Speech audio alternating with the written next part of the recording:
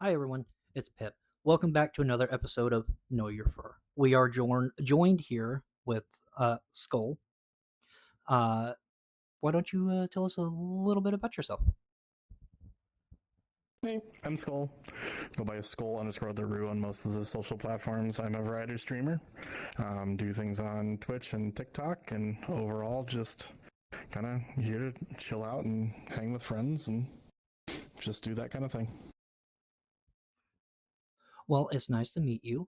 I'm looking forward to getting to know you a little bit here, and I'm pretty sure everyone else is. My first Nice to question, meet you too. though. Oh, thank you.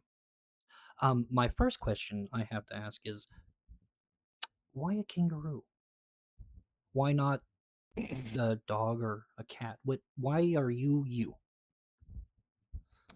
So it did start as a wolf, super long time ago, and then I went to the Kansas City Zoo, and they have an open kangaroo exhibit, or at least they did at the time.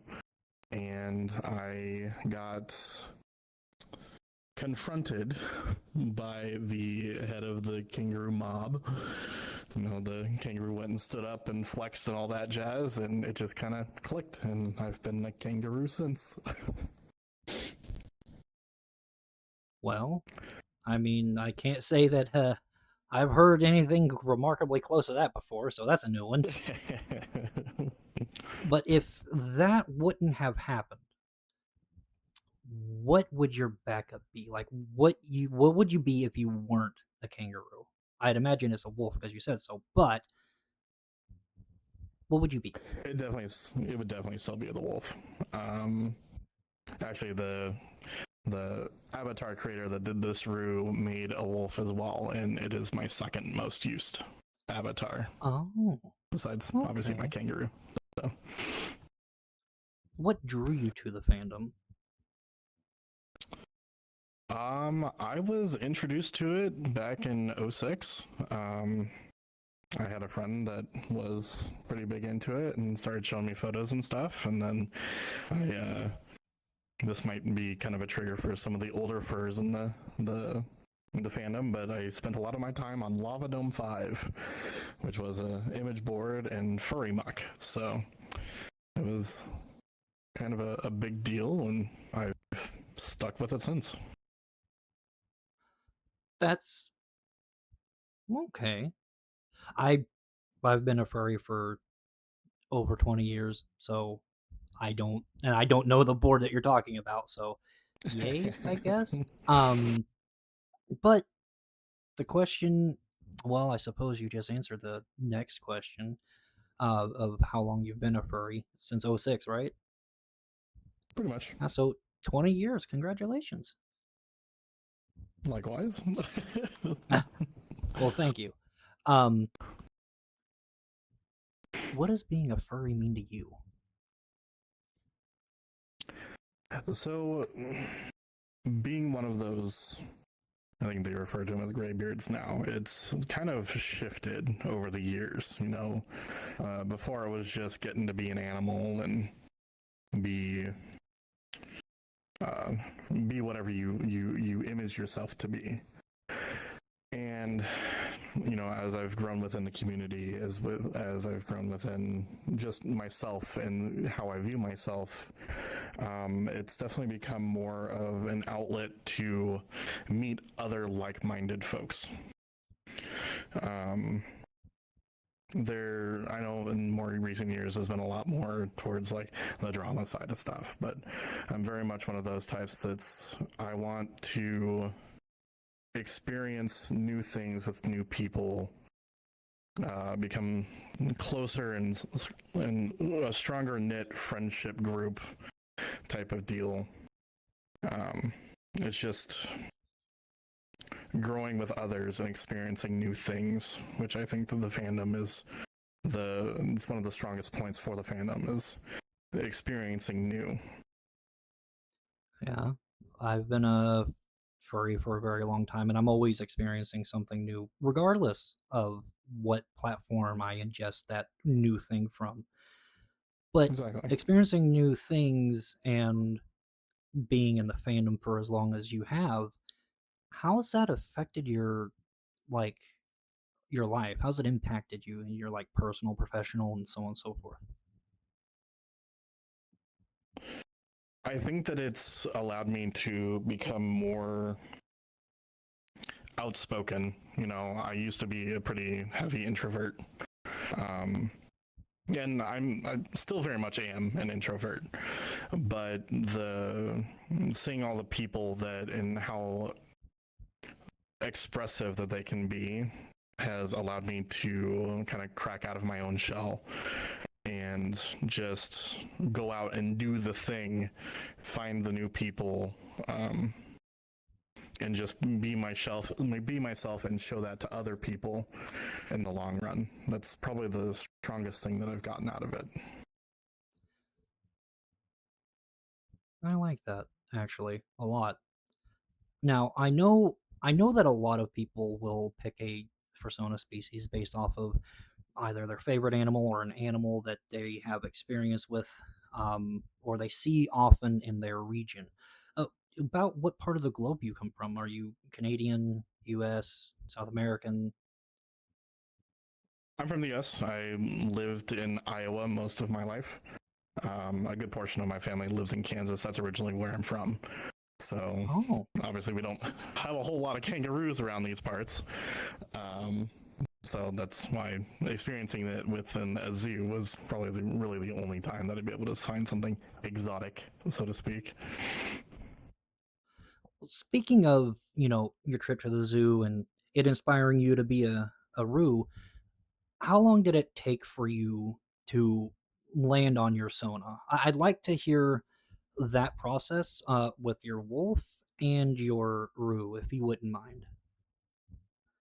So, specifically with the wolf, it was a pretty simple thing. Wolves were very popular within the fandom at the time when I started getting into it. Um, but I think that when it comes to the aspect of landing on something and flushing something out, it's not necessarily a fast thing. I didn't settle on any specific marking type and stuff like that, except for my chest markings and my arm markings for probably the longest time. I've had the mentality that like not the markings on my back, that I will always let an artist just go wild on it, because it's something that I want is a representation of an artist, not necessarily a specific marking structure for myself. So it's always developing and always changing, so to speak. Like my colors stay the same, but the outline will sometimes change. And I think that's kind of important, is that we, as both furries and non-furries, are always changing ourselves. We're always growing and advancing and becoming more. And I think that you can't be static in how you view yourself. Otherwise, you Mhm. wouldn't have things that change since you were a child. So, Exactly. And if you don't change, then yeah, I don't know where I was going with that. But with that, do you have any like advice on, new furries and them making their very first Sona? um, I would say that start with what calls to you. Because like obviously the wolf called for me to me at first. If you feel like you're more a machine than you are a fur, then obviously you've got your protogens and things like that. But it's whatever. Listen to yourself. Listen to what the universe is telling you, because that's really how you start. Everything else comes later. You there's no reason to stick with the same species. I've got plenty of I consider myself a morph, so I've got plenty of different avatars that I can change to depending on what my mood is and how I'm feeling in the instance or what the instance has around me.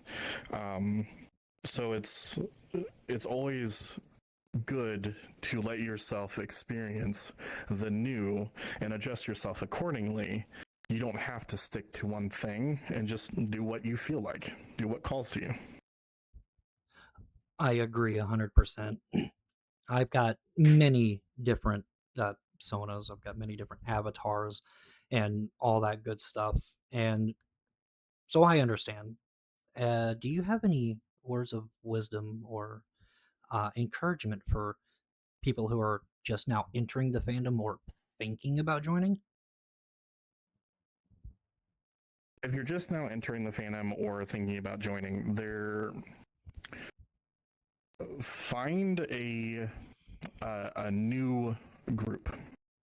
You know, find a group that's people that are also just joining into the fandom or um, have been in for a smaller amount of period of time, because there's not just going to be the new ones there. There's going to be the veterans, so to speak, that are probably the ones that have created the group or are joining that to help others. Um, I know that there was a group on here that was kind of their whole thing. Their whole shtick was it was like friends, not friends, or something like that. They are also here to help people find new people and grow, whether it be within the furry fandom or just in general. It's um, finding those fellow news can help you to branch out, because a lot of times that they might have one or two friends that have been in for a while, and then you can just kind of branch out from there. Yeah. See, I like that because, and I agree. If you're just now joining the fandom or you're thinking about it, I would highly recommend, trying to find a group of new furs or people that have only been there not too much longer after you. Because if you end up, joining a group of furries that have been in the fandom for like as long as him and I have, and you know, we've seen most of everything that the fandom has to offer. We still get surprised sometimes as some new stuff comes in, but it's something that's hard to do for us. And we can just, graze on by things that are wondrous and amazing to you that you've never experienced, but we have, so we're just kind of like, okay. Or you get excited and we're just kind of like, eh. So I feel like that's a good thing to do, is to find someone who has, been in the fandom just for a short while. Maybe have someone like us there to help be like, hey, I have a suggestion for y'all, and then let you go with it. I really like that a lot, actually. It's probably my favorite answer to that question. Well, thank you. So thank you. But that was the last question. Um, Thank you all for watching. I really appreciate it. I will drop all of Skoll's socials in the description below. So go check them out over on TikTok and Twitch. And do you do the YouTube? It's more for repository than anything else.